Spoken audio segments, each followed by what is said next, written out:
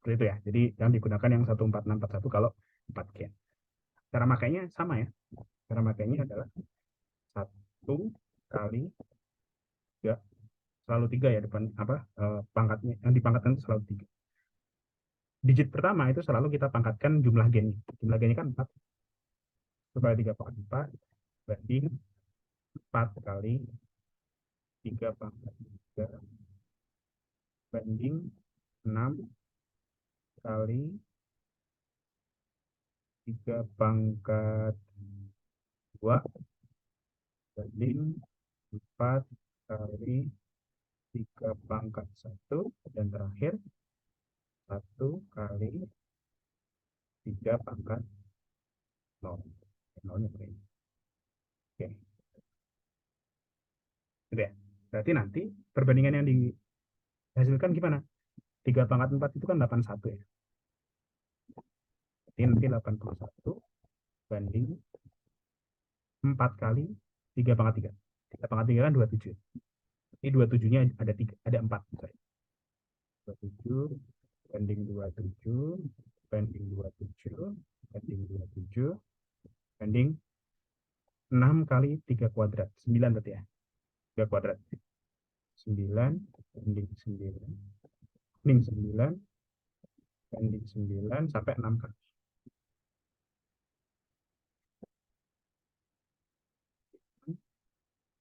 Dan seterusnya ya.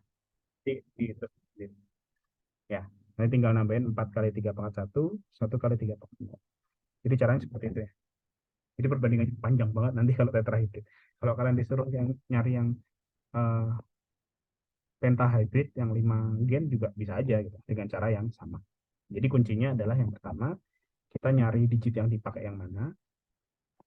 Oke.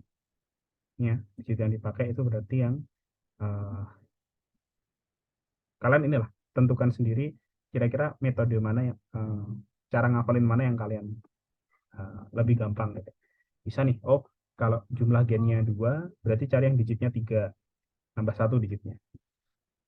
Kalau gennya 4 digitnya yang 5. 1441 kan 5 digit ya. Tuh. Kemudian atau bisa juga kalian cari aja yang angkanya ini sesuai dengan jumlah gennya gitu. Oh kalau gennya 3 berarti yang 131, yang sininya 3. Gennya 4 yang sininya 4, gennya 5 yang sininya 5, gennya 6 yang sininya 6. Gitu.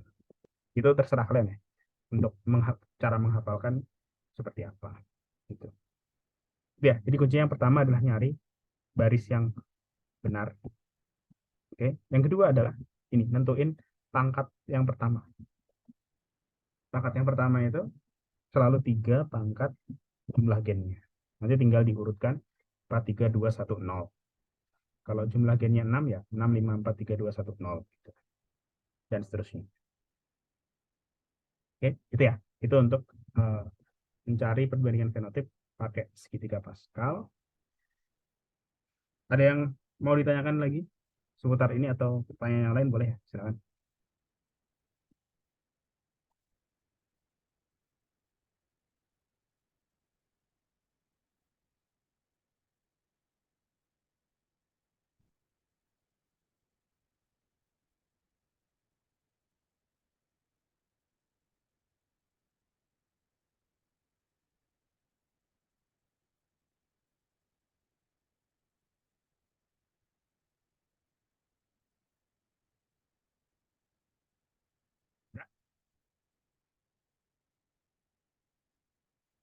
Hmm.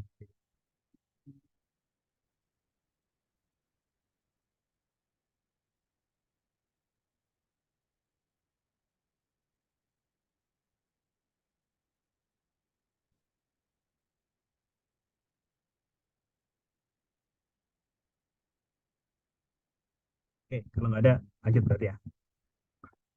Selanjutnya,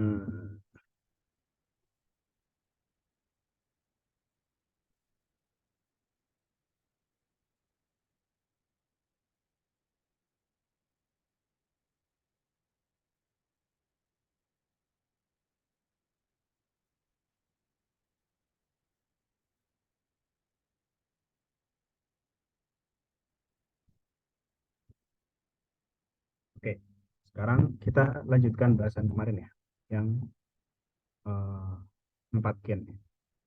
4 gen, sorry.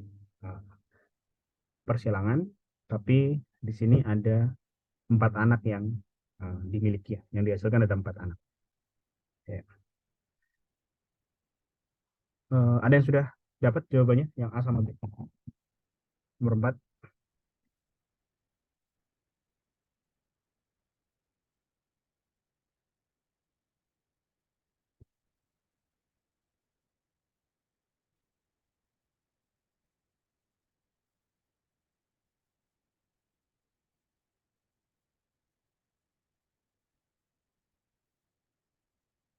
Oke, paling kita sambil bahas ya. Oh, ini ada yang jawab. Yang A, ada yang jawab, yang A itu 27/128. Yang B, 67/256.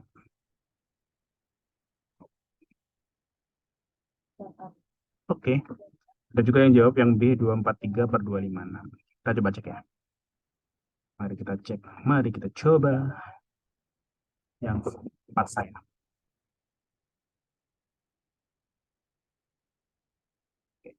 4A itu diketahui ada 4 anak. 4 anak, kemudian kita pengen 2 sehat plus 2 sakit. Berarti caranya kita pakai faktorial lagi. Nah, sebelum ke situ, ingat bahwa kalau 4 anak, 2 sehat, 2 sakit, perkalian eh, perkalian dasarnya adalah kalau kemungkinan sehat itu kan sama dengan 3/4 ya. Nah, sakit itu 1/4 ya. Oke,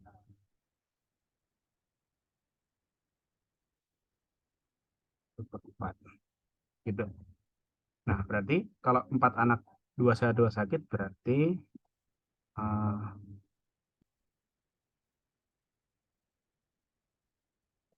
sama dengan 3/4 kali 3/4 atau 3/4 kuadrat boleh ya, kali 1/4 kali 1/4 ya.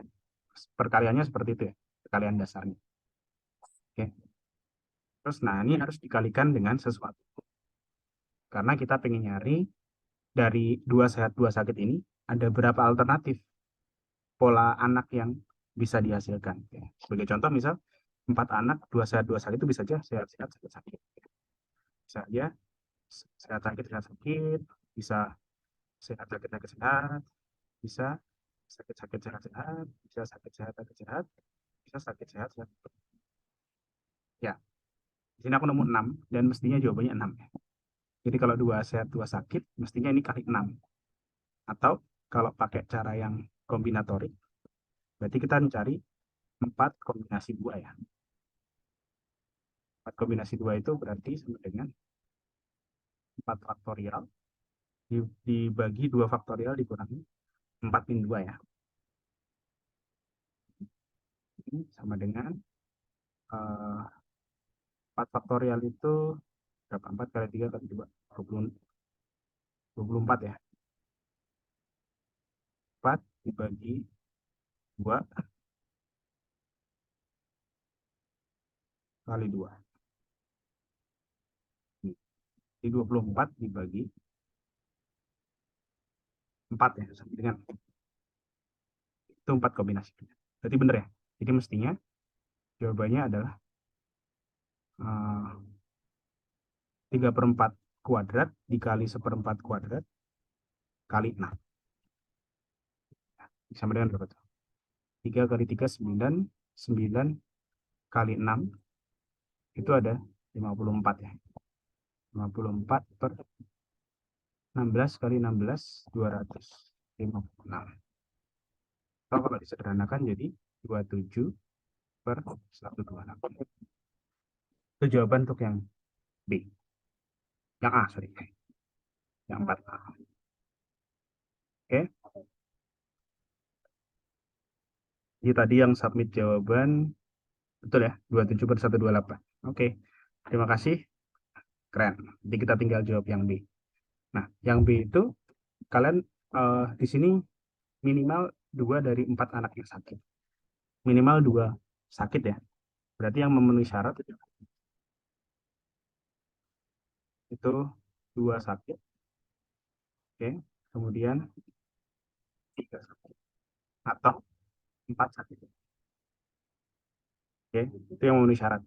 Ini boleh kita hitung semua sekaligus atau kita bisa mencari dengan cara 1 dikurangi 0 sakit ditambah 1 sakit. Oke. Jadi bisa salah satu di antaranya. Karena di sini ngitung 3 kali, di sini ngitung 2 kali. Jadi nggak beda jauh effortnya. Jadi kan bebas. Karena gini, kalau ngitung yang 2 sakit tadi kan udah ya. Udah di sini. Tinggal ngitung yang 3 sakit sama 4 sakit. Jadi untuk yang B ini bebas. Bisa pakai yang langsung ngitung 3 kali atau yang ngitungnya 2 kali. Oke. Kalau pakai yang ngitungnya 2 kali ya, kemungkinan 2 sakit itu adalah tadi 54 per 256. Aku pakai yang per 256 biar in case nanti ada yang uh, pembaginya 256. 4 per 256. Kemudian kita sakit. Berarti ini uh, 4 kombinasi 3 kali 3 sakit ya. Berarti 1/4 pangkat 3 ya. Kali yang sehat kan kemungkinannya 3/4 ya. Pangkat 1. Sama dengan 4 kombinasi 3 itu 4 kali 1 per 64 kali 3/4. Nah, jawabannya adalah 4 kali 3, 12. 12 per 25. Itu kalau kemungkinan 3 sakit. Kan semuanya sakit. Itu berarti 1/4 pangkat 4 ya. Jawabannya 1 per 25. Maka taruh berkurang itu adalah 54 tambah 12 tambah 1. Berarti 54 tambah 12 berapa? 66 ya. 66 tambah 1. Berarti 67 per 25. Ini jawaban untuk yang soal B. Oke. Ada pertanyaan sampai sini? Silakan. Boleh.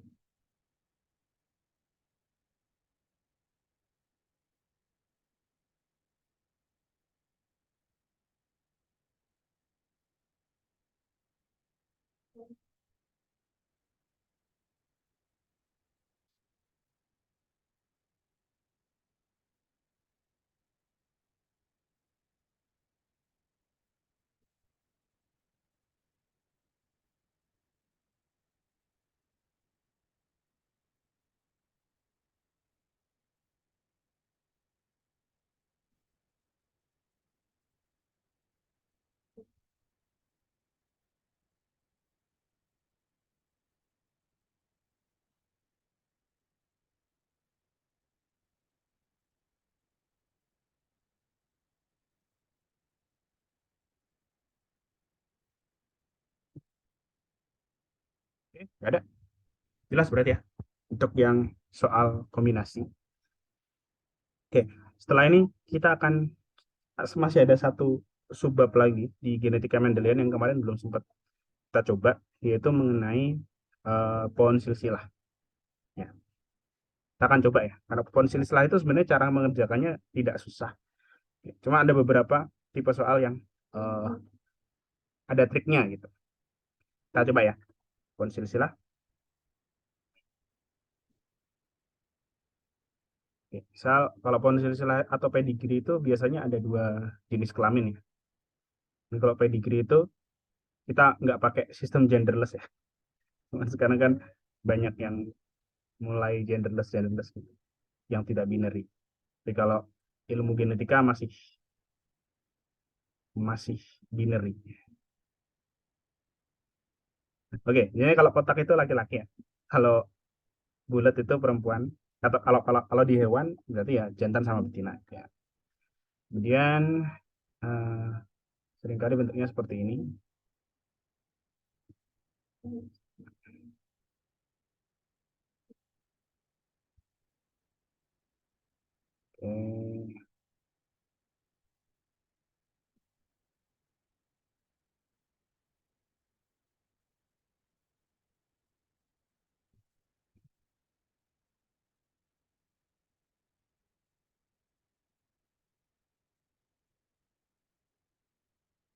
Ini ya. Ini artinya ada sepasang suami istri ya, laki-laki perempuan, punya 4 orang anak ya, 2 perempuan, 2 laki-laki. Nah, kemudian biasanya uh, ada individu-individu yang diberikan arsiran, misal diarsir uh, hitam atau abu-abu gitu ya. Nah, itu menunjukkan bahwa individu tersebut uh, sakit ya, sakit atau memiliki sifat tertentu gitu. Tapi belum tentu sakit sebenarnya. Yang penting punya sifat tertentu aja. Nah, sifatnya ini biasanya nanti akan dicari tahu. Akan dicari tahu, oh ini sifatnya diturunkannya apakah pada autosom ataukah pada kromosom X gitu ya. Atau nanti juga bisa aja ditanya apakah ini sifatnya itu dominan atau resesif berdasarkan pohon silsilah. Nah, ini misal ya, kita ada suatu pohon silsilah, kedua keluarga, kemudian eh, salah satu anak dari kedua keluarga tersebut nikah gitu ya. Nikah dan menghasilkan eh, anak yang belum diketahui sifatnya. Misalnya kalau anak yang belum diketahui sifatnya itu simbolnya belah ketupat. Nah, terus misal diketahui ini adalah penyakit albino. Jadi ada suatu sifat sakit albino dan ternyata yang sakit albino itu yang bapaknya dia sama ini. Oke, ini ya. Ini kasus pertama kita menggunakan pedigree.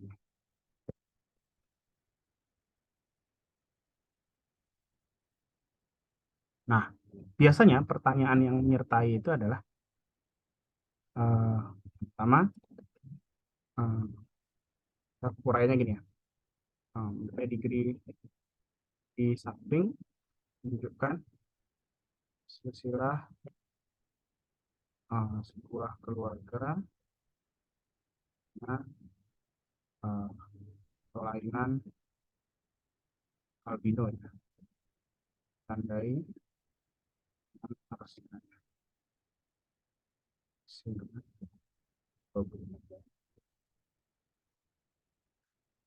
Kemudian eh, yang pertama yang diminta adalah tentukan pola pewarisan sifat penyakit albino. Jadi pola pewarisan sifat artinya albino itu sifatnya apakah dominan atau resesif. Dia ada di autosom atau ada di kromosom X atau kromosom Y. Oke, kayak itu. Nah, kalau kita lihat dari polanya di sini, yang pasti penyakit albino itu nggak ada di kromosom Y ya, karena ada perempuan yang sakit. Karena perempuan kan nggak mungkin punya kromosom Y. Oke, berarti nggak mungkin ini penyakit ada di kromosom Y. Tapi masih ada kemungkinan penyakitnya di kromosom X. Gitu. Walaupun kalau misalnya kalian coba googling, albino penyakitnya apa? Itu dia bilangnya autosom. Kalau autosom itu kan berarti antara laki-laki dan perempuan sama aja, nggak di kromosom X. Gitu. Tapi anggaplah kita nggak tahu gitu. Albino itu penyakitnya apa? Oke. Nah, biasanya yang pertama kali ditanyakan itu ya, ini pola pewarisan sifat dari penyakit itu apa? Apakah autosomal resesif, autosomal dominan, terpaut X resesif atau terpaut X dominan? Gitu. Nah, jadi bisa autosomal dominan, autosomal resesif, bisa terpaut X dominan, atau terpaut X resesif. Untuk mempermudah kalian nanti, misal ini kan yang dicek harus banyak ya. Jadi satu-satunya cara untuk mengecek ini penyakitnya seperti apa adalah kita cobain. Kita cobain satu-satu. Nah, cuma untuk mempermudah, biasanya soal-soal itu kebanyakan jawabannya ada dua. Kalau nggak autosomal resesif, terpaut X resesif. Biasanya satu di antara dua. Jadi nanti kalau misalnya kalian nemu soal serupa, kalian eh, cek dua itu dulu. Autosomal resesif sama X resesif. Biar ketemunya lebih cepat. Oke? Seperti itu. Kemudian, eh, kenapa kok seperti itu? Karena memang penyakit yang di autosomal resesif sama terpaut X resesif itu paling paling apa ya? Dia gampang sembunyi kalau resesif itu ya. Bisa aja ini orangnya heterozigot. Padahal di situ dia adalah carrier ya, heterozigot. Sehingga dia bisa punya anak sakit. Oke. Tapi kalau dominan tuh biasanya jelas gitu ya. Kalau penyakitnya itu sifatnya dominan. Gitu. Makanya lebih sering resesif. Walaupun tidak menutup kemungkinan ya. Dia merupakan penyakit yang sifatnya autosomal dominan maupun terpaut X dominan. Gitu. Oke. Nah, sebagai contoh ya, aku bakal nyoba eh, ter, terpaut X resesif ya.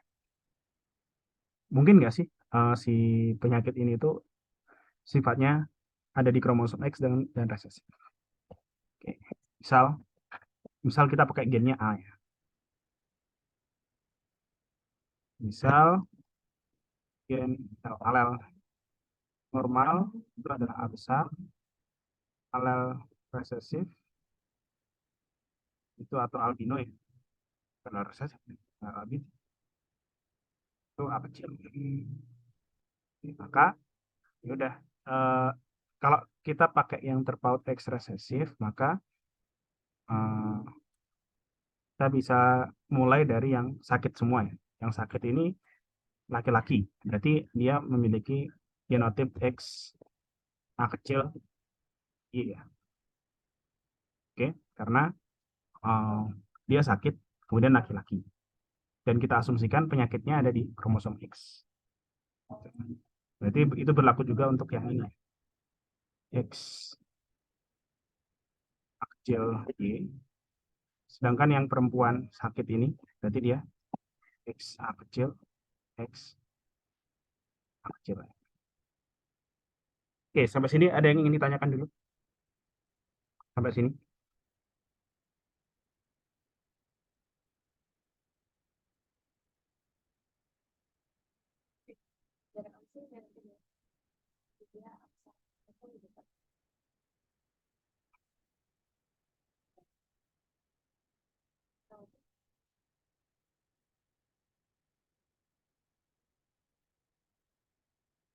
Oh ya, sambil mungkin ada yang nulis pertanyaan, ini untuk hari ini kayaknya suaraku nggak bisa kencang-kencang ya. Soalnya di ruangan yang sama ada orang yang lagi ngajar juga.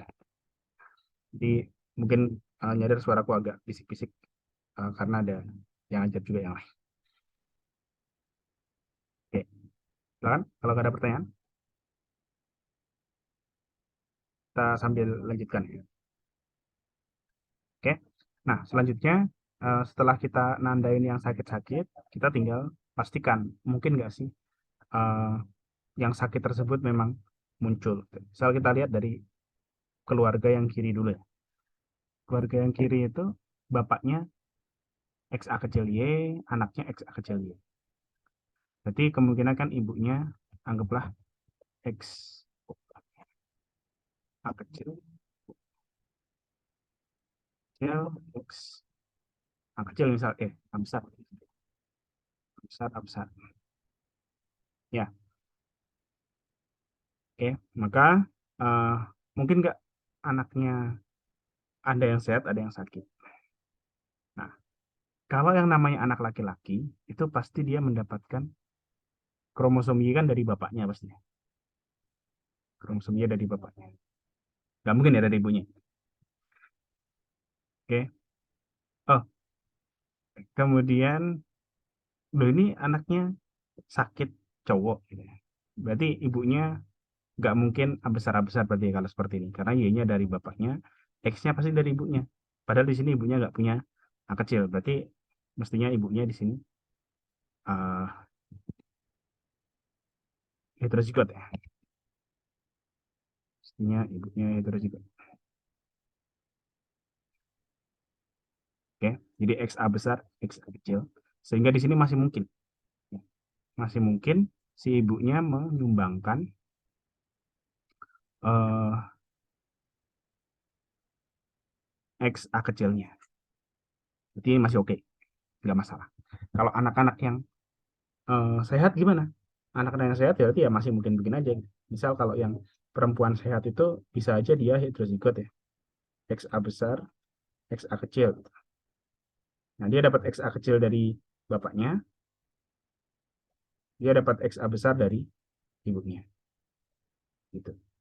Oke, jadi uh, untuk keluarga yang pertama, penyakit yang sifatnya X resesif itu masih mungkin. Nah, tapi kita juga tetap harus pastikan di keluarga kedua. Ya, gitu. Nah, di keluarga kedua ini, kedua orang tuanya sehat.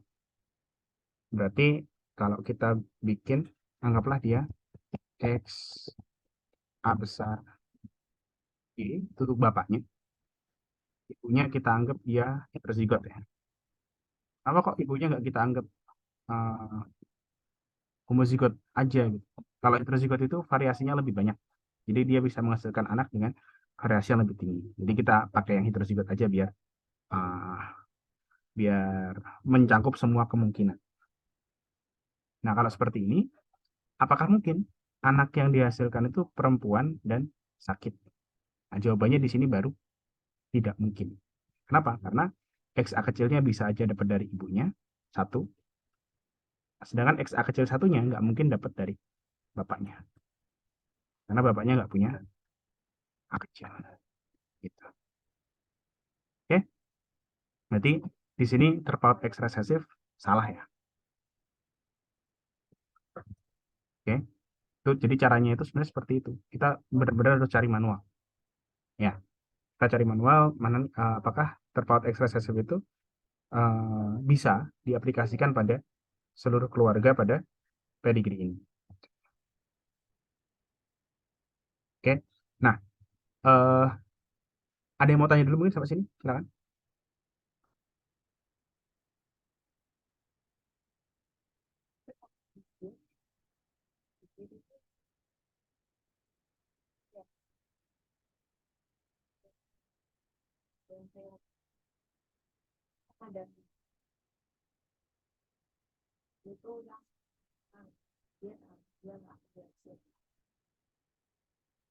Ada? Oke, kalau nggak ada, sekarang tugas kalian adalah ini, nyobain apakah autosomal dominan, autosomal resesif sama X dominan itu mungkin untuk menjelaskan pewarisan sifat ini.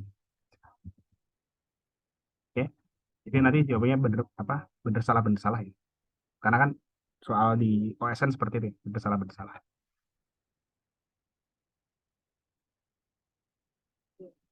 Oke, jadi kalian silakan dicoba ya untuk yang autosomal dominan, eh, autosomal resesif sama terpaut X dominan.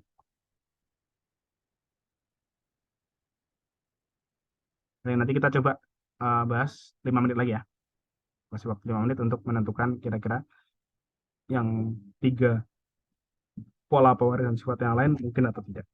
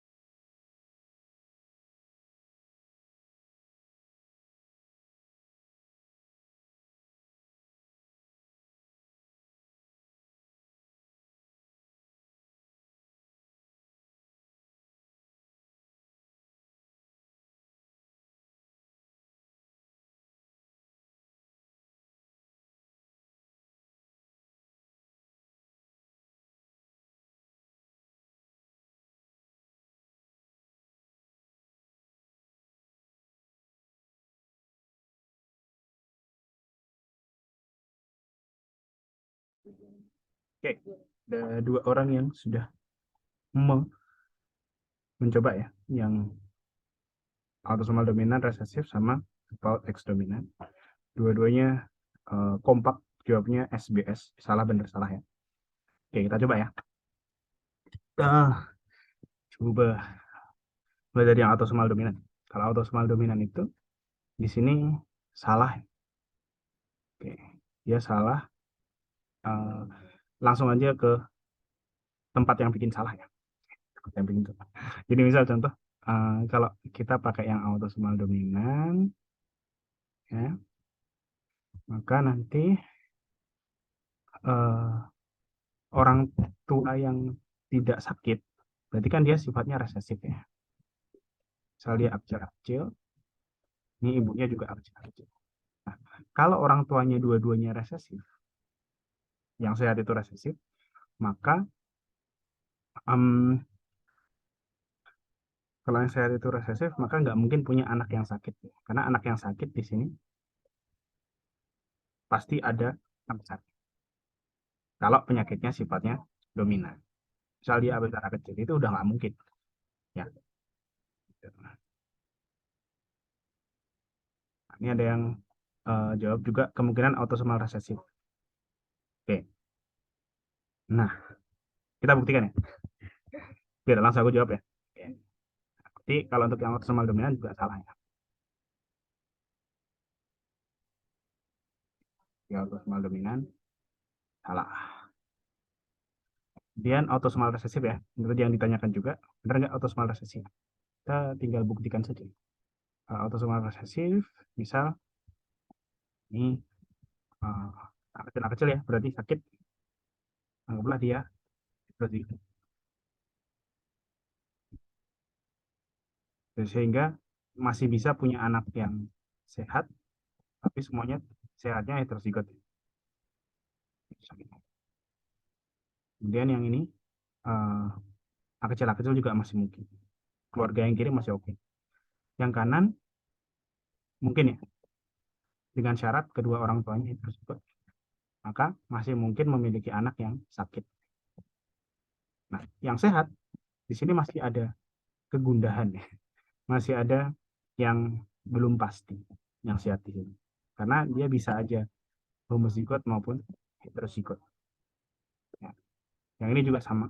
Yang sehat itu masih bisa homozigot atau heterozigot. Kalau yang sakit jelas homozigot resesif.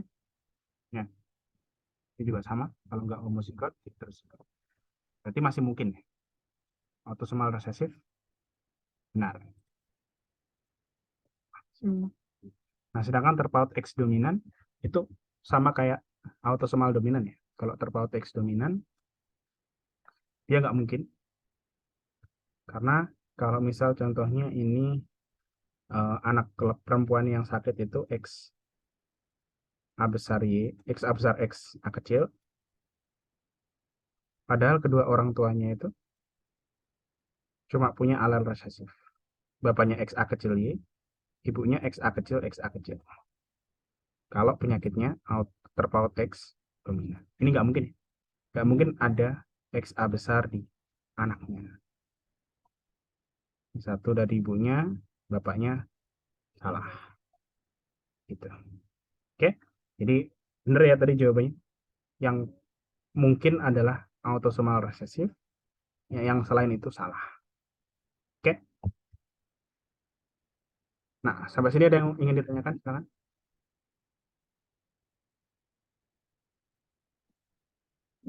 Pertahankan aja nggak apa ya.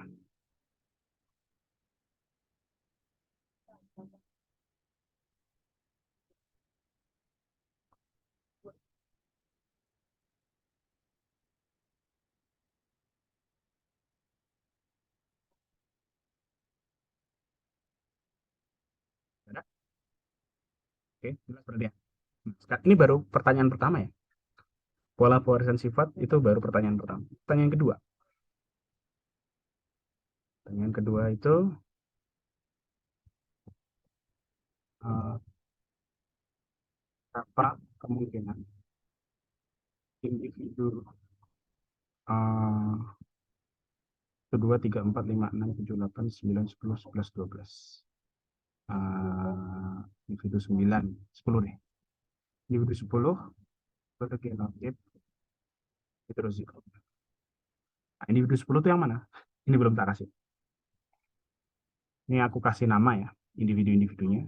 Individu 10 itu yang ini. Coba dari sini, kan tadi kan kalian sudah menyimpulkan, oh ini penyakitnya autosomal resesif. Oke, berarti kan genotip-genotip yang dimiliki setiap individu juga udah diidentifikasi di sini. Oke, nah sekarang pertanyaan kedua. Berapa sih kemungkinan individu nomor 10 bergenotip heterozigot? Coba kalian cari dulu. Ini sambil aku kasih uh, nama. Namanya pakai angka.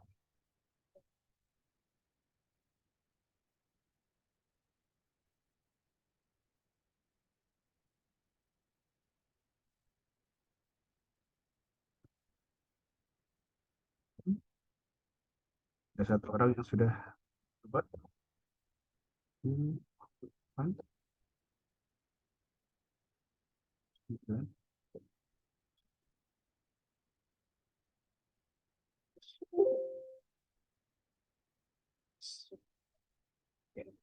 Oh, dua orang. Ada yang jawab 2/3, ada yang jawab setengah. Hmm.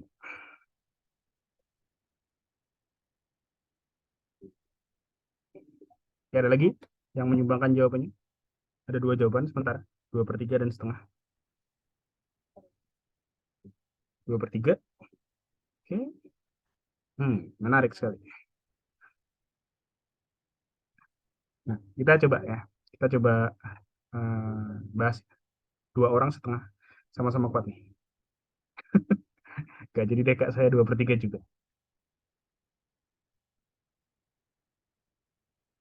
Oh, 3/3. Oke, kita coba cocokkan ya. Oke. Oh ya, kalian open mic juga nggak apa-apa ya. Biar teman-teman yang lain tahu ini suaranya yang merdu. Siapa tahu nanti kalian ketemu lagi di tingkat provinsi atau tingkat nasional gitu. Terus ternyata tingkat nasionalnya udah offline gitu. Wah, ternyata kamu yang namanya Timothy. Ternyata yang namanya Timothy ada 5 orang. Itu pernah kayak gitu ya. Jadi pas tingkat nasional gitu yang namanya siapa itu ada banyak. Oke, kita bahas. Eh individu nomor 10 ya. Kita tahu tadi individu nomor 10 itu adalah anak dari orang tua yang heterozigot dua-duanya. Dan kita tahu bahwa individu nomor 10 itu fenotipnya tidak sakit kan. Fenotipnya sehat. Ya kan? Nah, kalau individu nomor 10 fenotipnya sehat, berarti kan dia udah nggak mungkin dia kecil-kecil kan. Gitu. Berarti kan, dan tadi juga sudah diperlihatkan, individu nomor 10 itu pasti kalau nggak besar-besar, nggak besar kecil. Jadi kan kemungkinannya cuma dua itu. Berarti berapa kemungkinannya? Kita harus telusuri dari orang tuanya. Orang tuanya eh, heterozigot, ya, maka anaknya itu kita pakai panah sukar biasanya.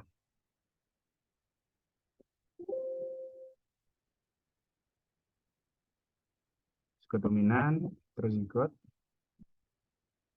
heterozigot, homozigot, resesif. Ini orang tuanya ya, persilangan yang kita lakukan pada orang tuanya. Heterozigot sama heterozigot, semua pasti sudah di luar kepala. Nah, cuma kemungkinan A kecil ini udah kita hapus. Ini nggak usah kita masukin lagi. Karena kan dia udah pasti nggak sakit kan, individu nomor 10 itu. Pasti sehat dia. Kan berarti kalau nggak A besar A besar, A besar A kecil.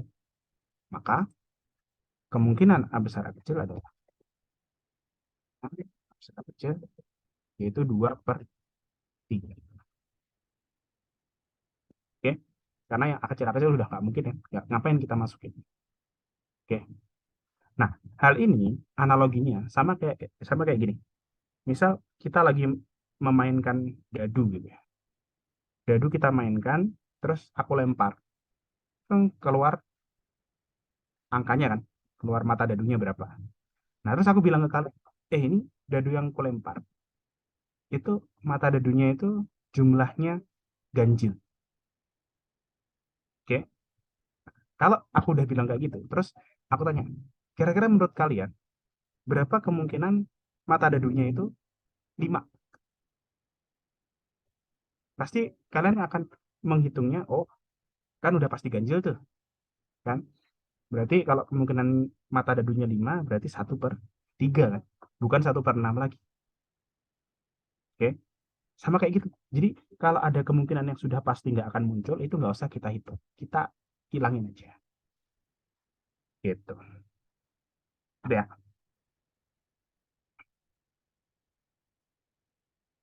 Oke? Ya. Jadi, oh ini ada yang bilang, oh kak ada A besar A kecil ya? Saya nggak fokus. Oke, nggak masalah. Kalau masih latihan, ada salah-salah dikit nggak apa-apa. Gitu ya. Jadi analoginya seperti kita main dadu tadi. Kalau udah jelas, oh ini hasilnya ganjil. Kalau ditanya, berapa kemungkinan eh, mata dadunya 5? Gitu. Oh, berarti tinggal 1/3, bukan 1/6 lagi. Gitu. Sama kayak ini juga ya. Oke, seperti itu. Sip, ada pertanyaan sampai sini? Silakan ya. Sambil tanya. Karena kalau tidak ada pertanyaan, kita akan coba latihan soalnya yang tadi aku kirim di grup. Problem set Kiritika. Soal nomor... Ada nggak ya? Nggak ada lagi. Oh, ada. Soal nomor 9. Ini ada soal OSK nomor 9. Aku lupa soal OSK tahun berapa. Oke. Kalau ada pertanyaan bisa dicoba ya. Soal nomor 9.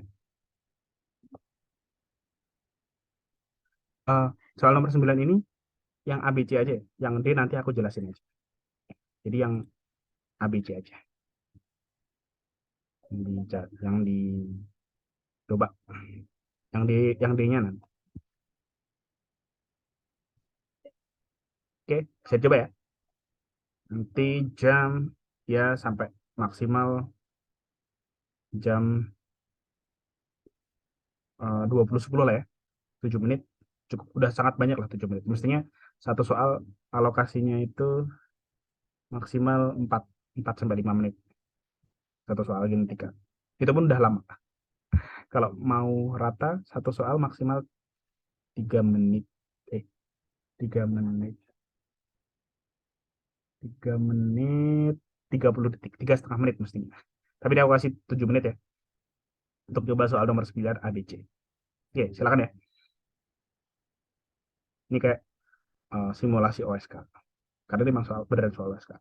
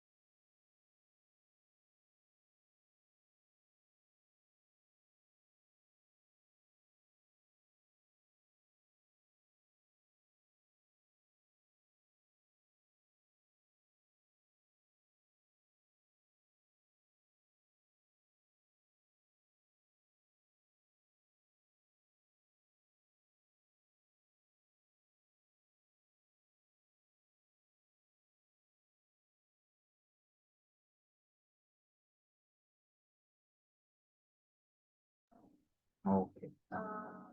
Wah, ada 2 orang yang sudah menjawab. Wah, oh, ada yang tanya, pseudoautosom itu apa? Itu nanti ya. Aku jelasin. Ini lupa aku. Pseudoautosom belum dijelaskan. Itu pun juga jarang kebahas. Oke, nanti ya. Yang ABC dulu aja. Ini ada 2 orang yang sudah submit ABC. Dengan jawaban yang berbeda. Nah, oke. Orang ketiga jawabannya juga beda-beda. Beda.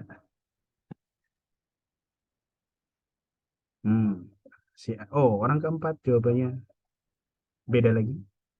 Yang D nanti aja nggak apa-apa. Yang ABC dulu aja. Yang D nanti apa? Hmm. 4 orang, entar. Ya, 4 orang jawabannya nggak ada yang sama. Ini orang kelima baru menjawab 1.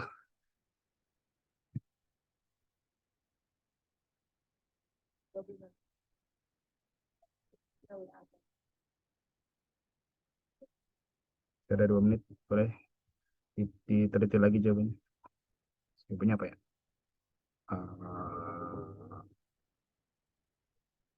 Oke.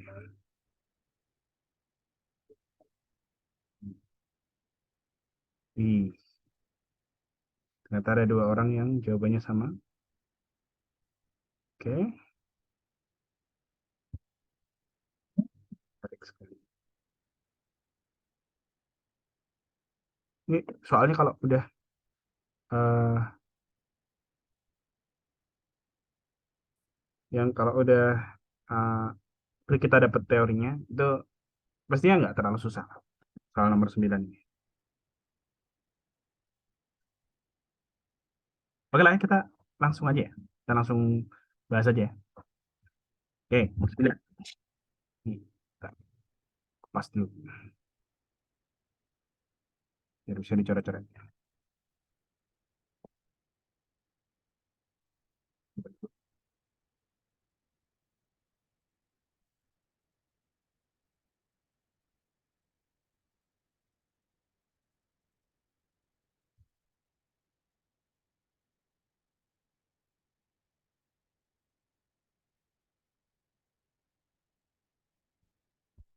Oh, berapa?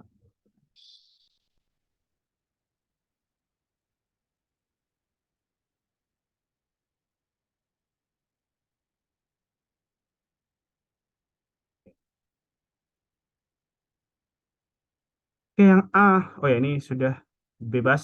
Jadi aku sudah bisa teriak-teriak. A. Mode penurunan sifat paling mungkin adalah terpaut X resesif. Ini salah ya. Oke. Yang A salah. Yang bikin salah adalah si eh, anak perempuan yang nomor 7 ya. Individu nomor 7.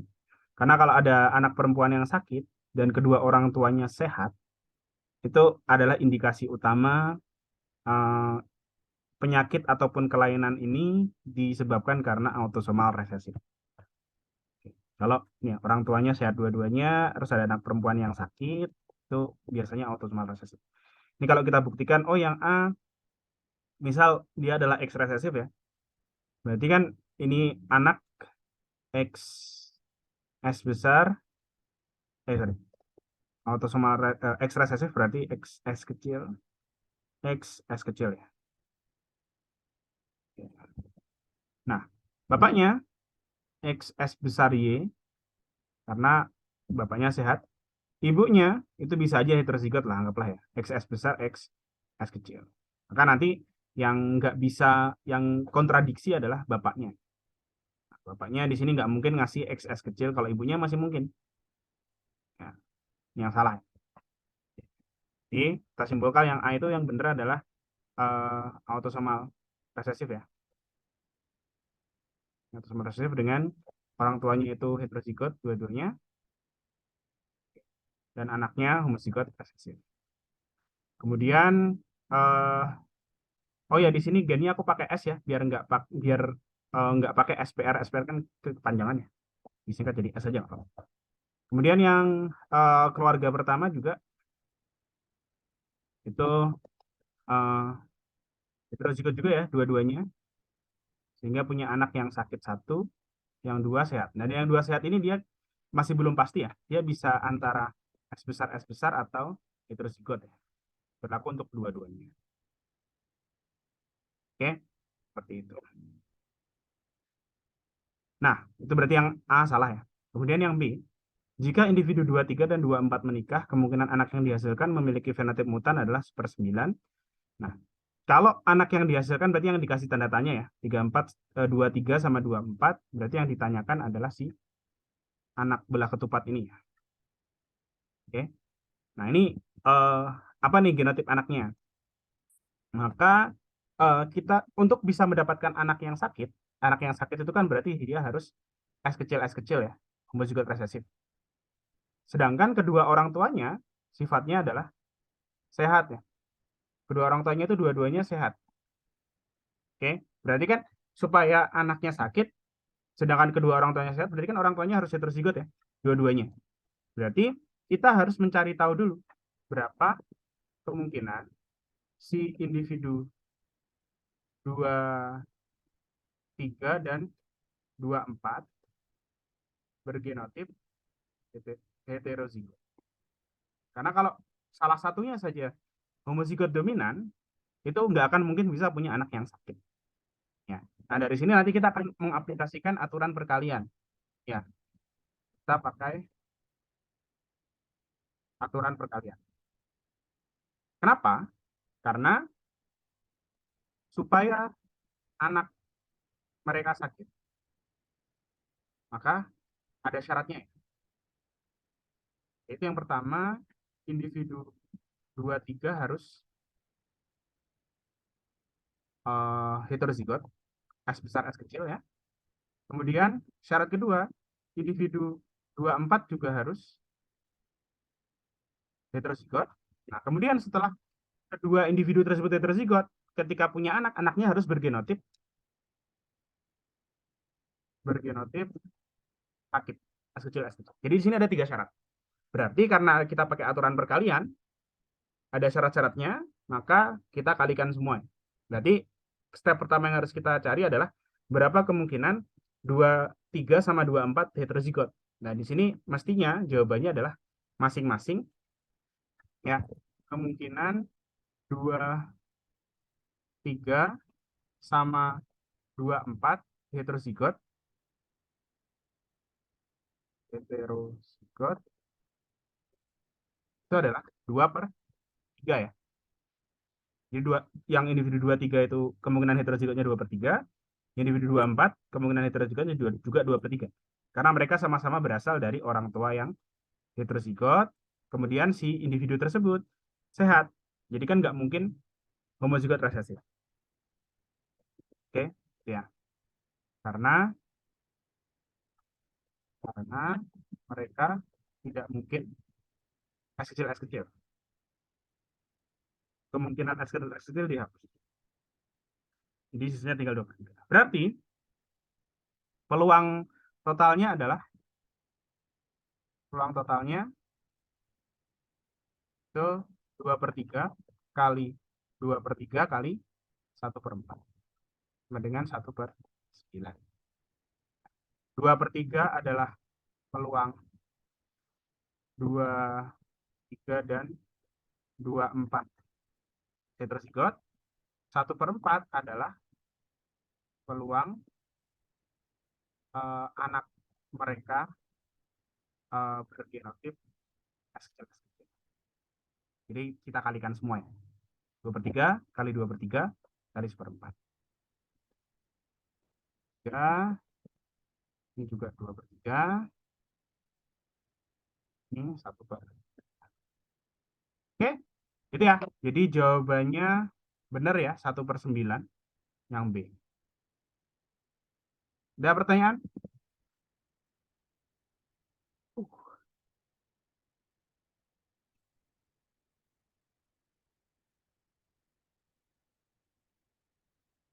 Jadi ada lumayan banyak yang benar tadi jawabnya. Ada satu, terus dua,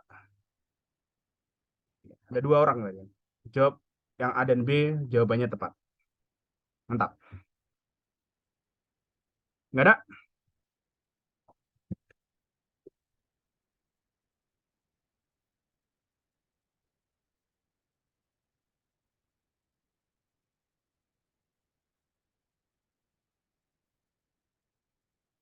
Ada ya? Oke, kalau nggak ada kita lanjutkan yang C. Kemungkinan individu dua-dua bergenotipe heterozigot atau karier adalah setengah. Ini jelas ya, jawabannya mestinya 2/3.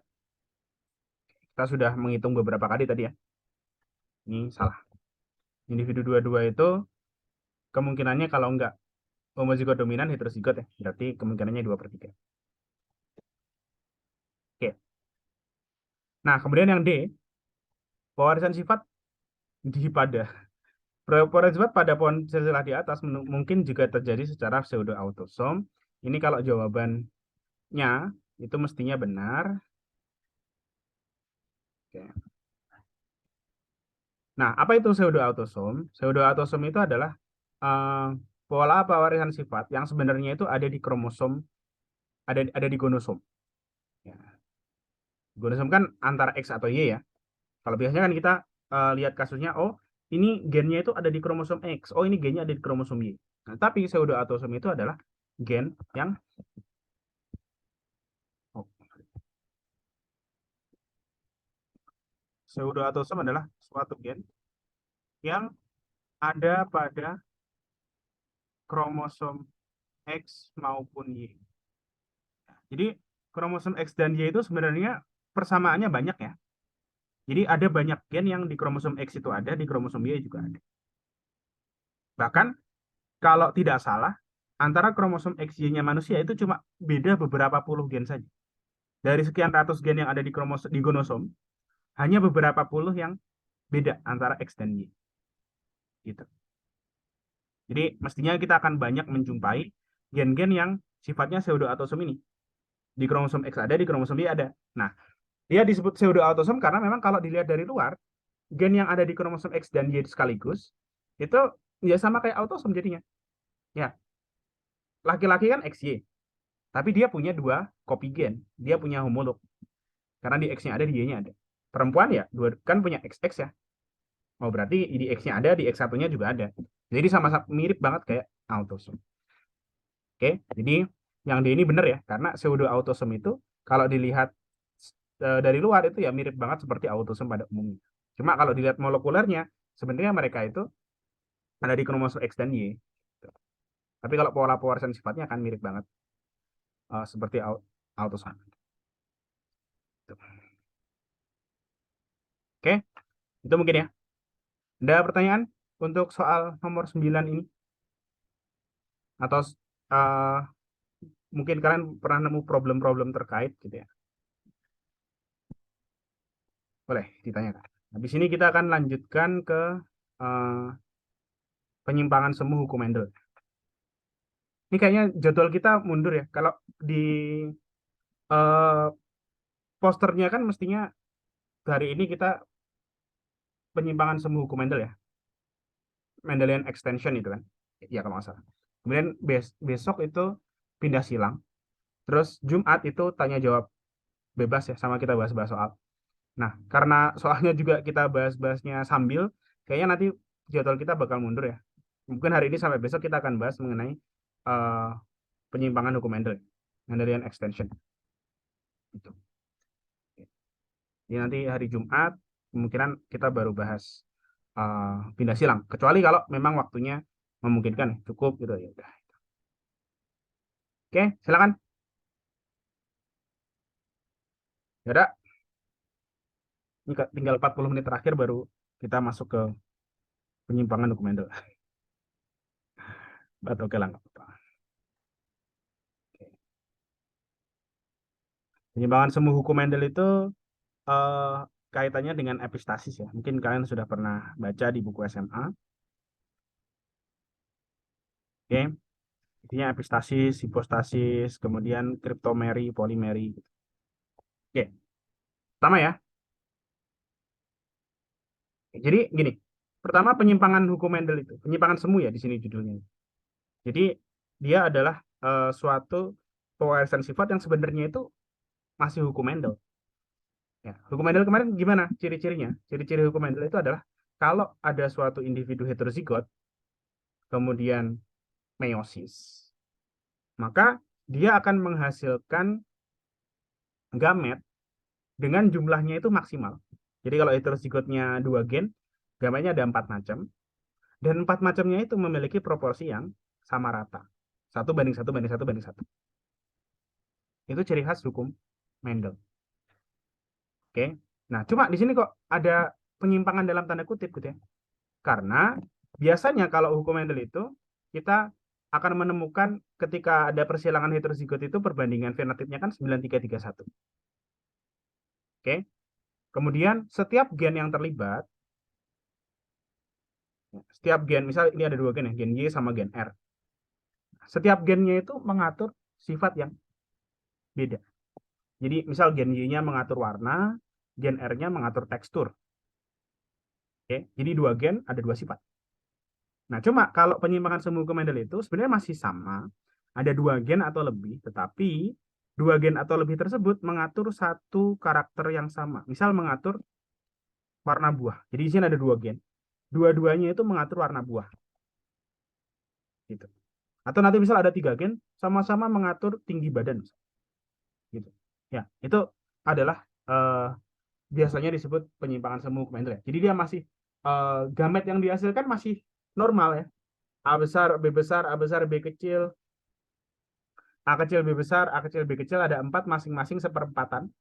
Ya, yang pasangannya juga sama seperti itu. Cuma sifat yang dibawa oleh alel-alel, sifat yang dibawa oleh gen-gennya itu, mereka sama-sama mengatur satu karakter yang sama. Misal di sini warna. Di sini contohnya itu pakai warna itu soalnya banyak ya. Variasinya banyak warna itu. Dan orang itu kebayang warna hijau itu kayak gitu, warna biru kayak gitu. Oke, ini contoh ya. Pertama adalah epistasis dominan. Oke, itu kalau misalnya ada suatu sifat dominan, suatu alel dominan yang dia menghambat ekspresi gen lain. Ya, dia ada 2 gen nih. Terus salah satu gen itu punya alel dominan. Dan alel dominan ini menghambat gen yang kedua. Nah, ini misal contohnya suatu inhibitor sintesis pigmen. Ini ceritanya, salah satu ceritanya. Misal aku punya, ini bukan aku ya, ini tumbuhan itu punya pigmen X dan Y. Yang mana X dan Y itu di eh, Y itu dibuat dari X. Di X ketika dia diolah, dia akan menjadi Y. Dengan bantuan gen A. Gen A diekspresikan jadi protein ya. Oh ternyata gen A itu ekspresinya adalah suatu enzim. Nah maka nanti enzim A akan mengubah X jadi Y. X itu dia berwarna putih.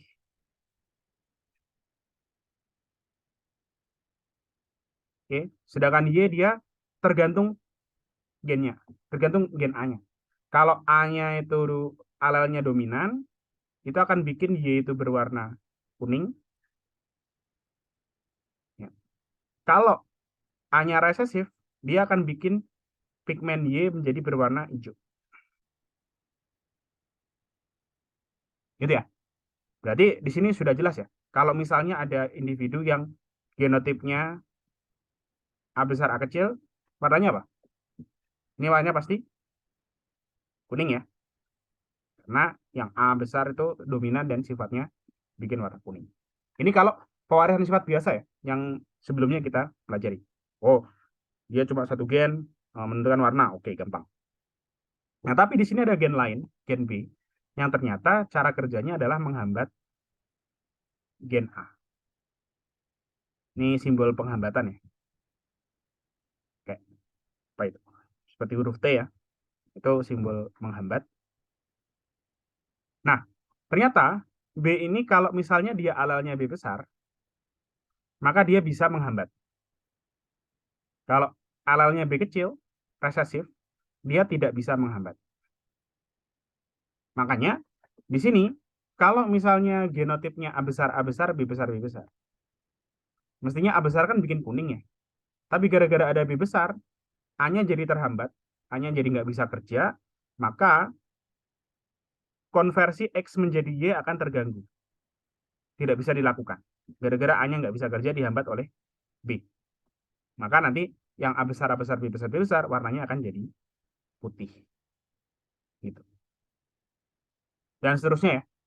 Berarti nanti kita akan memiliki sama. Kalau sebelumnya kan perbandingannya 9331 ya. Kalau ada seperti ini. A besar, B besar, itu mestinya perbandingannya 9. A besar, B kecil, perbandingannya 3. A kecil, B besar, perbandingannya 3. A kecil, B kecil, 1. Ini perbandingan kalau persilangannya heterozigot ya. Mestinya 9331. Tapi dia sebenarnya tetap 9331, tapi yang beda adalah fenotipnya gitu. Sebenarnya A besar, B besar, A besar, B kecilnya itu tetap sama. Ya, cuma pola fenotipnya yang berbeda. Di sini A besar, B besar itu warnanya putih. A besar, B kecil warnanya baru kuning. A kecil, B besar itu putih lagi. Ya, ya betul. A kecil, B kecil dia warnanya hijau. Makanya di sini kita akan mendapatkan putih, kuning, hijau. Perbandingannya 12 banding 3 banding 1. Benar ya? 12:31. Dan di sini epistasisnya dilakukan oleh B. Oke? Jadi ya. Ada pertanyaan dulu mungkin sampai sini? Silakan.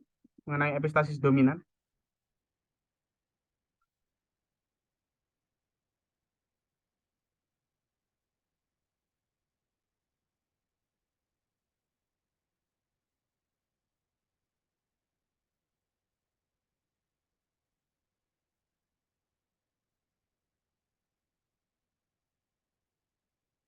Ada? Oke. Kalau tidak ada, kita lanjut ya. Oh ya, sebelum lanjut, nanti di soal-soal apapun itu ya, di rangkaian OSN, kasus epistasis itu bisa sangat bervariasi. Oke, jadi nggak selalu kasusnya, oh kalau epistasis dominan itu kayak gini, 12:31, belum tentu. Oke, karena apa? Karena pengaturan fenotip itu tergantung dari sifat gennya. Ini gennya itu pengaruhnya apa sih terhadap fenotip? Gitu. Ya gitu ya. Jadi bisa aja pola yang dihasilkan itu beda. Misal contoh gini, aku punya pigmen X warnanya putih, diubah jadi Y yang warnanya selalu kuning.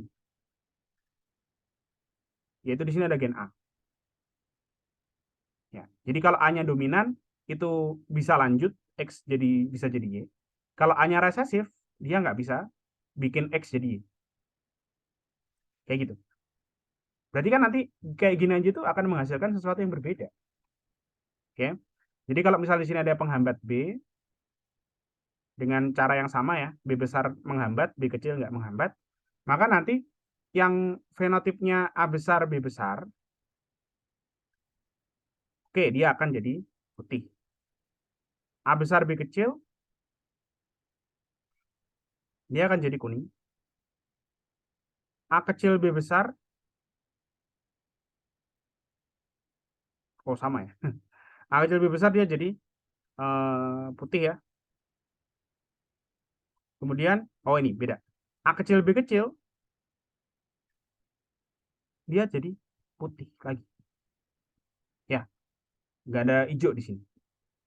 Padahal mereka polanya sama persis ya. Oh ada A mengubah X jadi Y, kemudian ada B yang dia sifatnya menghambat A. Tapi sifat alal dari A-nya ini beda dari contoh yang aku kasih. Nah itu bisa aja menghasilkan sesuatu yang beda. Di sini nanti perbandingan jadi 13:3. Untuk putih banding kuning. Nggak ada hijau. Gitu. Ya, jadi kasusnya nanti bisa sangat beragam. Yang penting kita paham ya, epistasis dominan itu konsepnya kayak gimana sih? Oh, intinya ada suatu alel dominan, suatu sifat dominan yang menghambat sifat lain. Entah caranya seperti apa. Bisa seperti ini, bahkan bisa saja di rangkaian OSN itu di variasi ya, digabung-gabung epistasis dominan dengan kasus yang lain. Gitu. Suka kayak gitu biasanya. Ya, oke. Itu ya. Untuk epistasis dominan berarti aku kasih contoh seperti ini. Ada yang mau tanya dulu mungkin sebelum kita lanjut? Setelah ini kita akan bahas mengenai epistasis resesif. Boleh ya, kalau mau bertanya.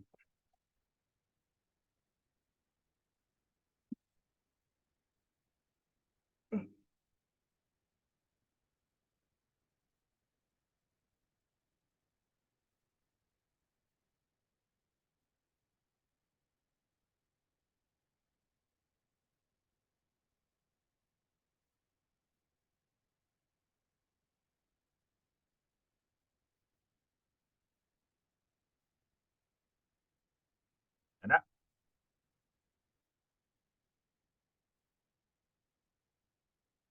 Oke. Kalau tidak ada, lanjut ya. Nah, selanjutnya epistasis resesif. Ini merupakan eh, kasus di mana justru yang menutupi, yang mengganggu gen lain itu adalah genotip resesif. Ya, yang mengganggu itu justru yang resesif. Contohnya adalah gen-gen yang ada pada tahap awal jalur biosintesis pigmen. Nah, ini misal kita pakai pigmen lagi ya. Ada pigmen X, warnanya putih. Kemudian dia diubah jadi pigmen Y, warnanya coklat. Kemudian dia diubah jadi pigmen Z yang warnanya hitam. Di sini ada dua gen ya, A sama B. Yang mana kalau dia sifatnya dominan, alelnya, dia bisa bekerja. Kalau resesif, dia nggak bisa kerja. Oke. Maka nanti kalau misalnya ada persilangan heterozigot, berarti hasilnya sama ya. Hasilnya tetap sama, dia, oh ada yang A besar B besar, ada yang A besar B kecil, ada yang A kecil B besar, ada yang A kecil B kecil. Oke. Nah, di sini sifat epistasis resesif itu terjadi kalau A-nya itu homozigot resesif. Ya. Homozigot resesif itu dia tidak bisa mengubah putih jadi coklat. Nah, berarti kan dia warnanya jadi putih tuh. Padahal walaupun di sini B-nya itu B besar, tapi kan coklat nggak ada. B besar jadi nggak bisa kerja. Ya, karena bahan dasarnya si B itu nggak ada. Dia stuck di putih. Gitu. Jadi di sini sifat resesif A kecil justru malah menghambat, bukan menghambat sih. Dia malah menyebabkan B itu dia nggak bisa kerja. Sifatnya akan tertekan. Gitu. Ya. Jadi kalau kita lihat dari fenotipnya A besar B besar dia akan hitam, A besar B kecil dia coklat, A kecil B besar dia putih, A kecil B kecil putih. 9, 3, 4. Tuh. Oke, itu untuk epistasis resesif ya. Jadi di sini yang menjadi masalah adalah sifat resesifnya yang ada di bagian awal-awal jalur biosintesis. Gitu.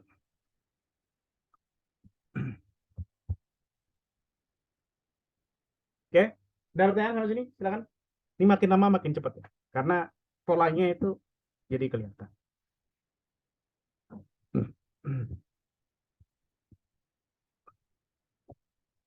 Ada?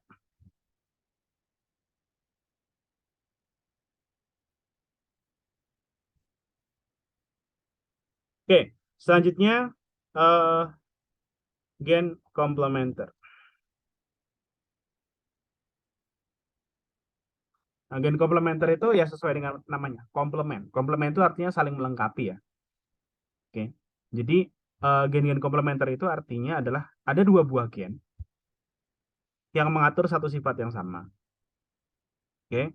Dan supaya sifat ini muncul, dua gen ini harus aktif dua-duanya. Oke. Gitu.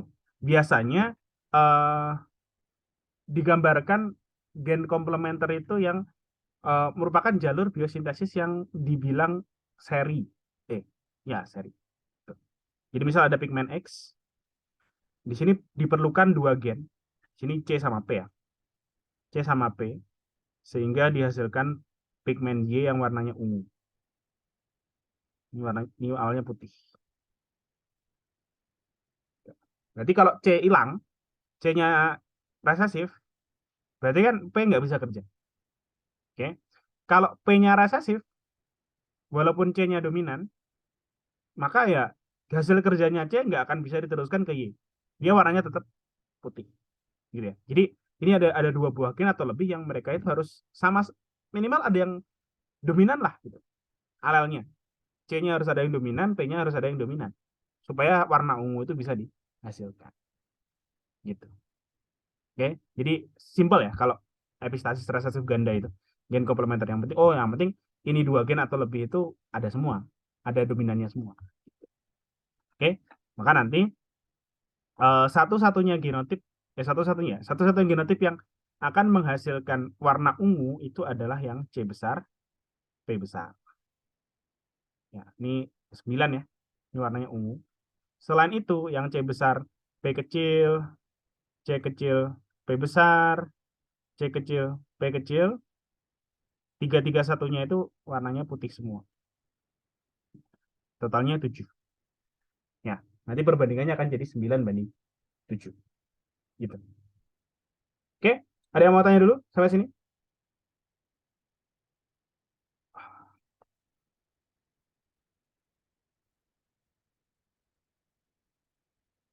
Nggak ada?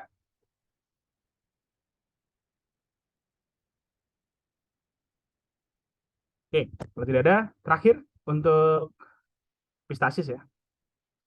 Pistasis dominan ganda, poligenik atau polimeri. Nah, ini eh, suatu sifat yang apa ya? Jadi sama ada dua gen atau lebih. Dia mengatur satu sifat yang sama, tapi dua gen ini itu sifatnya substitutif. Substitutif itu artinya apa? Sama-sama bisa dipakai. Misal kayak kita punya pensil sama pulpen gitu ya. Kita bisa nggak nulis pakai pulpen doang? Bisa. Kita bisa nggak nulis pakai pensil doang? Bisa juga. Kita bisa nggak nulis gantian pulpen sama pensil? Bisa juga kan, tetepan. Gitu. Jadi itu adalah gen yang uh, dipakai satu aja udah bisa, dipakai dua juga nggak apa-apa. Oke. Nah, artinya dari semua genotip yang mungkin yang akan menghasilkan sifat dominan itu akan sangat banyak, yaitu gen-gen yang memang memiliki alel dominan berapapun itu jumlahnya. Oke. Bahkan kalau misalnya dia T kecil, V besar, V kecil, di sini kan gennya T sama V ya, di gambar ini. Yang dominan cuma satu V doang, nggak apa-apa. Selama masih ada minimal satu alel dominan dari dua gen tersebut. Makanya tadi dibilangnya substitutif ya, bisa saling menggantikan peran gen. Nah, kalau di buku-buku genetika, kalau nggak salah di buku Hartwell, kalau nggak salah ya, dia dibilang pola yang seperti ini itu adalah pola biosintesis yang paralel. Kalau tadi kan seri ya, kalau epistasis resesif ganda itu seakan-akan seri. Oke. Nah, kalau ini paralel, karena dia polanya seperti ini. Misal ada pigmen, ada sifat X gitu ya, biji oval diubah jadi pigmen Y, itu pakai dua gen yang beda, tapi mereka bisa saling menggantikan. Ini gen T, ini gen V. Jadi kalau T-nya hilang, T kecil, masih ada gen V jalurnya, nggak apa-apa. Dan sebaliknya, kalau di sini V kecil, T-nya masih ada yang dominan, nggak apa-apa juga, masih bisa pakai jalur T.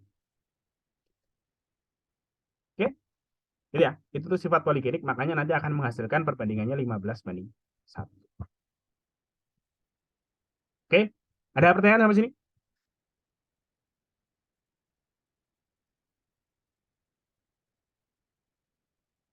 Ada?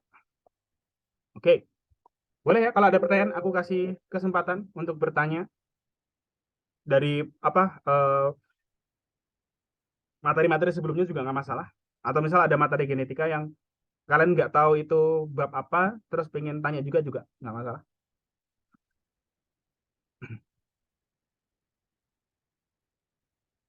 Oke, abis ini kita akan coba soal ya. Kita akan coba soal mengenai epistasis-epistasisan. Nah, untuk besok kita akan bahas mengenai epistasis dominan ganda yang sifatnya aditif. Kalau di soalnya, soal yang tadi aku kasih problem set itu ada di soal nomor akhir nih. Soal nomor 14, ini besok tapi ya. Oke, itu sifat poligenik yang aditif. Sama besok kita juga akan bahas maternal effect. Ini biar fokus saja sih. Karena ini maternal effect itu perlu fokus. Maksudnya kita harus teliti. Sebenarnya ini gampang, seperti hukum Mendel biasa, tapi tadi ya pola pewarisannya itu beda. Nanti mungkin kalian bisa coba ini ya, baca-baca dulu boleh. Baca tentang maternal effect sama gen poligenik yang sifatnya aditif. Ini kalau di Campbell juga ada. Ntar aku cariin Campbell ya. Campbell salah. Campbell PPT. Campbell aja.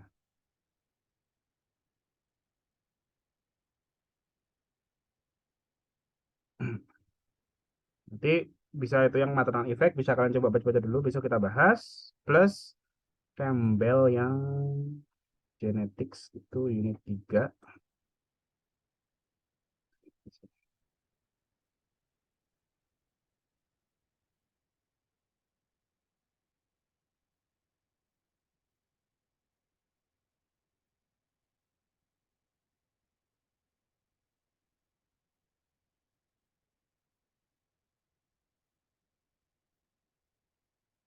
Nah ini sifat yang aditif ya. Jadi ada di sini diceritakan ada 3 gen. Ya, ada 3 buah gen. Yang mana 3 buah gen tersebut itu sama-sama mengatur pigmen. Ya, oke. Setiap gen punya 2 alel, huruf kapital A besar, A kecil, B besar, B kecil, C besar, C kecil gitu ya. Nah, sifat warna pigmen itu ditentukan oleh jumlah alel dominan yang dimiliki atau alel resesif yang dimiliki, sama aja. Oke. Anggaplah gini ya, semakin gelap dia gara-gara ada uh, alel dominannya makin banyak. Ini kan makin hitam ya, hitamnya makin banyak. Kalau dia yang paling terang berarti dia alel dominannya nggak ada. Gitu. Ya, jadi nanti orang-orang yang bukan orang ya, individu-individu yang memiliki genotip heterozigot, heterozigot itu kan jumlah alel dominannya 3 ya, itu akan memiliki tingkat kehitaman yang sama, tingkat kecoklatan yang sama dengan individu yang A besar A besar, B besar B kecil, C kecil C kecil. Jadi yang jumlah alel dominannya sama, fenotipnya sama. Itu. Nanti kalian bisa coba cek dulu ya. Besok kita bahas biar waktunya longgar. Uh, 2 itu ya, maternal effect dengan ini, sifat poligenik yang sifatnya aditif. Menambahkan ya. Jadi semakin banyak alel dominan akan ada sifat yang semakin kuat. Seperti itu. Nah, sifat-sifat ini, sifat yang aditif itu banyak. Ada yang di pigmen, ada yang di tinggi badan ya. Tinggi badan itu juga kalau nggak salah dia sifatnya poligenik dan lain sebagainya. Yang sifatnya biasanya itu kuantitatif. Oke. Jadi kalau yang dominan ada 5 dibandingkan dengan yang dominan ada 2, maka yang dominan ada 5 itu dia sifatnya lebih kuat.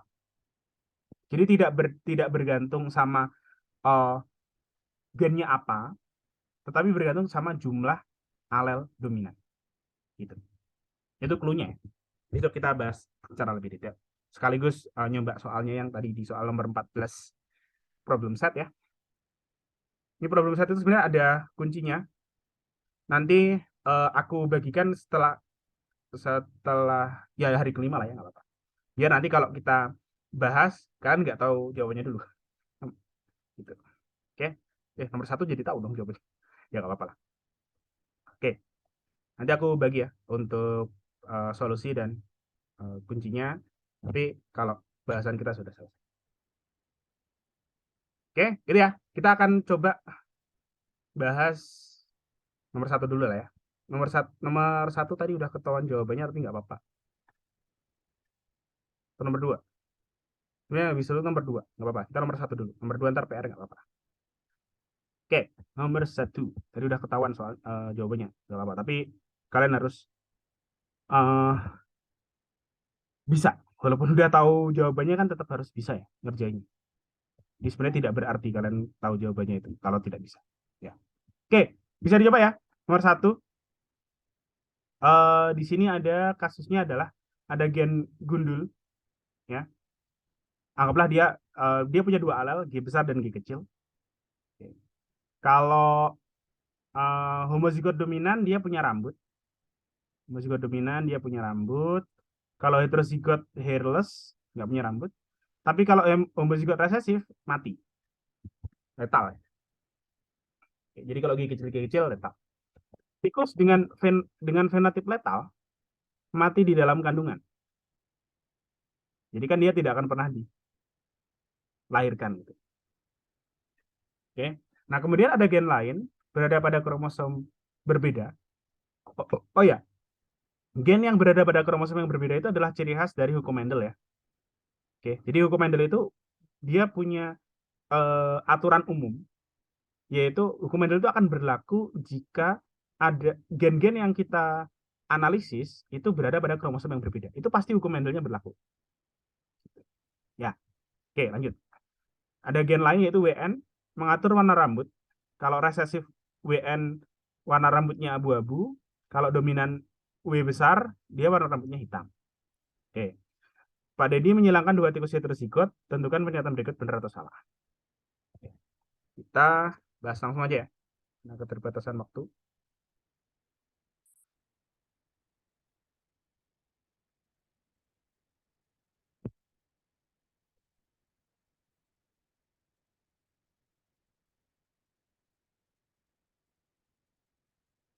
Oke.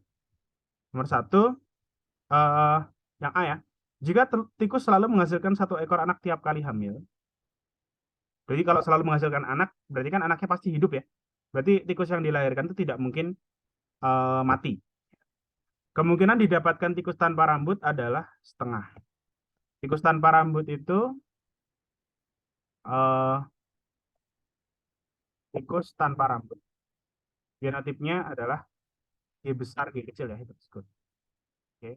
Nah, kalau persilangannya itu tikus heterozigot dengan heterozigot, heterozigot itu berarti ini ya, G besar, G kecil, W besar, W kecil, dengan G besar, G kecil, W besar, W kecil. Oke. Nah, karena yang dilihat di sini hanya keberadaan rambut saja, berarti kita cuma lihat G-nya aja ya, W-nya nggak usah. Berarti sama aja kayak G besar, G kecil, silangkan dengan G besar, G kecil, maka kemungkinan G besar, G kecil adalah 2/G. Karena tikus G kecil tidak mungkin dilahirkan. Madi. Oke, tuh. Yang A salah ya. Salah.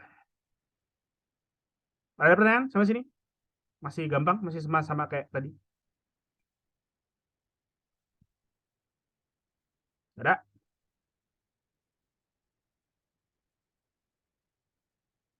Oke, lanjut ya. Yang B, jika tikus selalu menghasilkan satu ekor anak tiap kali hamil, kemungkinan didapatkan tikus berambut hitam. Oke, tikus berambut hitam, kita pakai yang persilangannya heterozigot ya. Besar G kecil, W besar W kecil. Ini sudah ada warna rambutnya, kita harus pakai dua-duanya ya. Maka tikus berambut hitam itu genotipnya adalah harus G besar G besar. Karena kalau heterozigot dia hairless, nggak ada rambut ya. Hitam itu bisa W strip, oke? Karena gen W-nya itu dominannya hitam. Berarti kalau heterozigot kan dia juga tetap hitam, ya.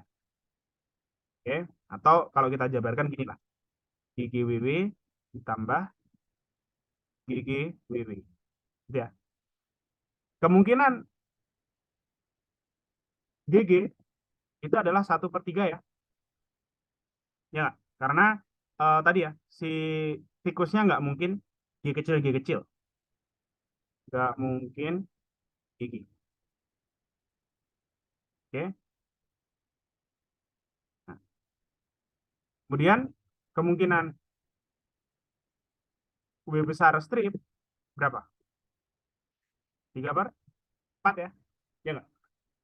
Kemungkinan G besar stripnya 3/4, W kecilnya 1/4. Maka kemungkinan GGWW itu adalah 1/3 kali 3/4. Sama dengan berapa tuh? 1/4 ya? Atau 25%. Jadi jawaban yang B benar.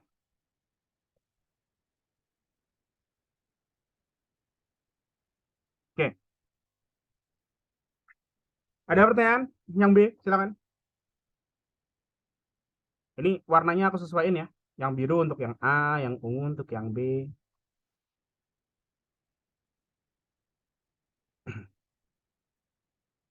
Ada? Boleh ya kalau ada ya. Sangat boleh kawan. Jangan malu-malu. Ada? Sambil lanjut ya. Boleh masih kalau ada yang mau nulis di pertanyaan. Kita lanjut sambil lanjutkan yang C. Perbandingan kemungkinan ya. Dihasilkan anak tikus berambut abu-abu terhadap anak tikus berambut tak berambut ya. Oke. Tikus abu-abu itu dia harus GG kecil ya. Kemungkinannya adalah 1/3 kali 1/4 ya. Karena G besar tadi masih 1/3 kemungkinannya. Oke. Karena yang G kecil letal, sedangkan W kecil itu kemungkinannya 1/4 ya dari persilangan heterozigot. Jadi berarti sama dengan 1/12 ya. Sedangkan kalau tikus tanpa rambut, yang penting dia heterozigot. Oke. Atau dia memiliki kemungkinannya adalah 2/3 tadi ya di awal, di jawaban yang A. Oke. Misalnya dia 2/3, atau kalau kita samakan penyebutnya jadi per 12, dia sama dengan 8/12. Berarti perbandingannya benar ya? 1/8. 1/12 banding 8/12. Jadi jawabannya untuk yang C benar. Oke. Pertanyaan lagi, silakan. Kesempatan selalu diberikan bagi yang ingin bertanya. Kalau pas tes, soalnya pas tes nggak boleh nanya.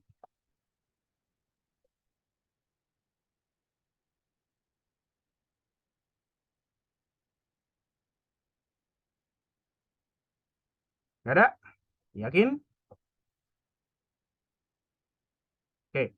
Nah, yang D itu caranya persis sekali ya. Persis dengan apa yang kita pelajari tadi di kemarin berarti ya. Kemarin. Ya, kemarin sama awal pertemuan hari ini. Yang D itu ada 4 ekor anak, kemudian 2 diantaranya anak tikus berambut hitam. Kita pengennya 2 hitam, yang lain terserah. Ya. Nah, di sini eh, rencana soal ini itu adalah pengen membuat bingung karena dari semua anak tikus yang dihasilkan, kemungkinan anak tikus di sini ada 3, yang dia tanpa rambut, yang dia berambut hitam, sama dia yang berambut abu. Ada 3 kan? Padahal tadi yang kita pelajari itu cuma 2 ya. Kalau nggak dia sakit sehat gitu kan? Ya nggak? Ada 4 anak, 2 kemungkinan di antaranya 2 di antaranya sakit atau 2 di antaranya sehat. Tapi di sini ada 3. Nah, ini yang perlu kita olah sedikit, ya. Bahwa eh, perhitungan yang kita pelajari itu memang kita harus kelompokkan jadi 2 kelompok kemungkinan saja. Sehat, sakit boleh, eh, sifat dominan, sifat resesif boleh. Nah, di sini sifatnya ada 3, kita kelompokkan menjadi apa? Dikelompokkan menjadi 1, rambut hitam. Kedua, tidak rambut hitam. Oke. Jadi memang tetap harus ada dua ya. Harus ada dua kelompok. Ya, harus tetap cuma dua kelompok saja yang dipakai.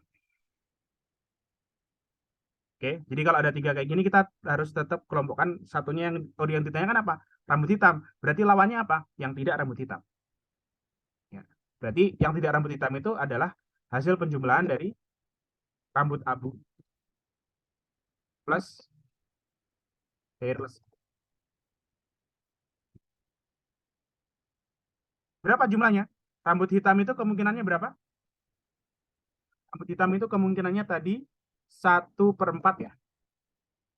Di tulisan yang warna ungu paling bawah. Ungu paling bawah itu kan nyari yang rambut hitam. Oke, 1/4. Berarti sisanya adalah 3/4. Ini boleh aja sih kalian coba menjumlahkan yang ini.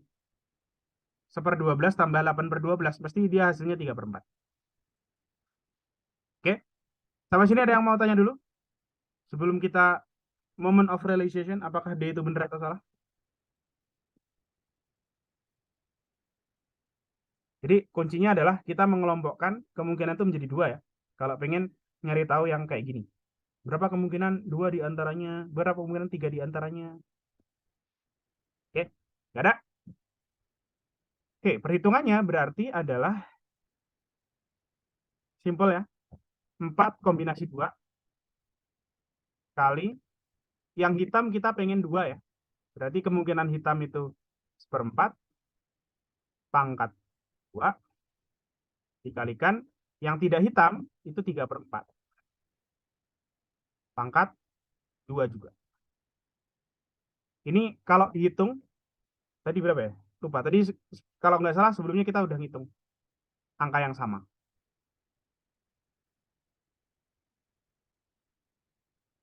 Eh ini ya. 3/4 ini ya.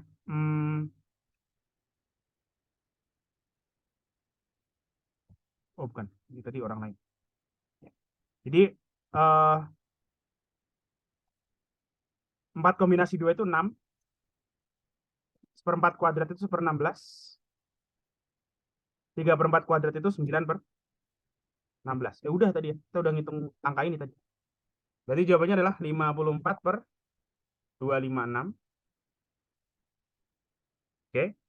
Atau kalau kalau dihitung jadi desimal itu 0,21 sekian. Ya. Berarti jawabannya benar. Lebih dari 1/5 ya. Lebih dari 20%. Karena dia jawabnya 0,21. Gitu. Oke. Itu untuk contoh soalnya. Ada yang mau ditanyakan? Silakan.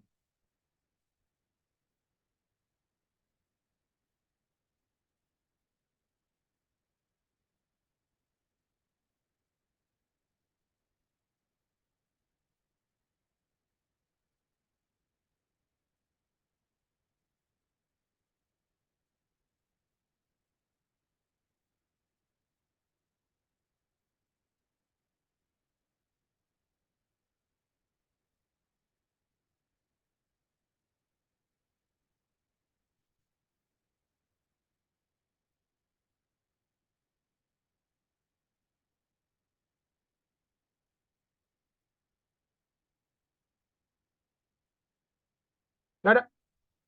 Wah, sukses berarti ya. Jadi bisa dipahami ya. Untuk materi hari ini. Eh, nah, untuk PR-nya tadi apa ya? Oh, PR-nya tadi baca ya. Baca tentang maternal effect dan eh, sifat poligenik yang sifatnya aditif. Oke. Kemudian nanti kalau misalnya kalian ada waktu, boleh juga dicoba untuk soal nomor 2. Ya, dari problem set genetika ya. Soal nomor 2, ini bisa dicoba A sampai D. Kalau kalian lagi gabut banget, ya boleh dicoba semua sih. Oh, yang nomor 3 ini yang ini ya, sama kayak yang aditif tadi ya. Soal yang aditif. Tapi untuk nyoba-nyoba, ya minimal ngerjain nomor 2 lah. Nomor 2 ini sama kayak sifat epistasis resesif kalau nggak salah. Nomor 2 itu. Itu ya. Kemudian berikutnya. Salah, benar, benar, benar. Apakah jawaban yang kutulis seperti itu? Ya, salah, benar, benar, benar ya. Ya, ini, nanti ini aku bagi ya eh, solusinya. Nanti, tapi nanti lah. Tapi kalian harus, untuk memancing kalian ngerjain dulu, ini dibaginya terakhir. Oke, itu Pak. Mungkin kalau tidak ada pertanyaan, kesempatan terakhir. Oh, ini ada yang tanya nih. Pertanyaannya menarik sekali. Ini aku sambil stop share ya. Oke, recordingnya diselesaikan. Nah, recording.